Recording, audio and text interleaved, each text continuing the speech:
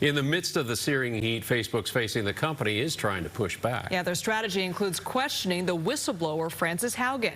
Facebook described her as, quote, a former product manager who worked at the company for less than 2 years, had no direct reports, and never attended a decision point meeting with C-level executives. And there was this, that she testified more than 6 times to not working on the subject matter in question.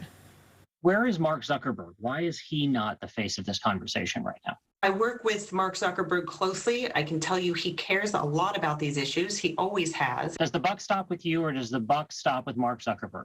Everybody who is working on these issues at Facebook, starting with Mark, but continuing down to anybody on these safety teams, cares about these issues. Facebook saying it does agree that it's time to begin to create standard rules for the internet.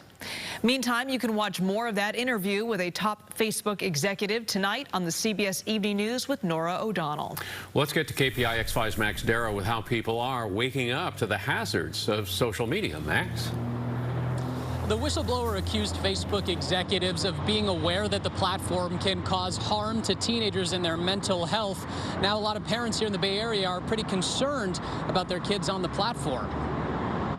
Just as a citizen and just, human to human, of course it's a concern.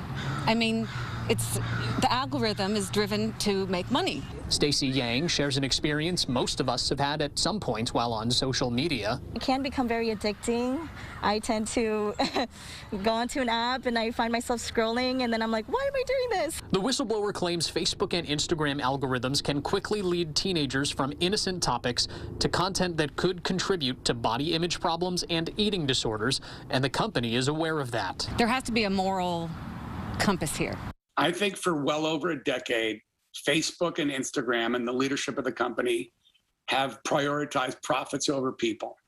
And that has particularly been at the expense of children. Jim Steyer, the CEO of Common Sense Media, a media advocacy organization for children, says while he sees this as a day of reckoning for the social media giant, he urges parents to use this moment as a launch pad for conversations with their kids.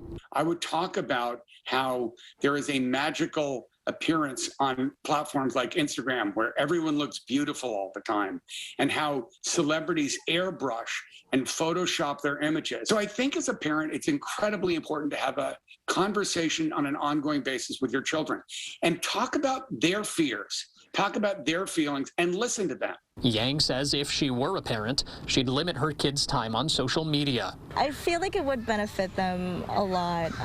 We spoke with a clinical psychologist about this phenomenon as well, and she said it's a very complex issue, but it's not a solution is not as simple as simply just getting off of Facebook.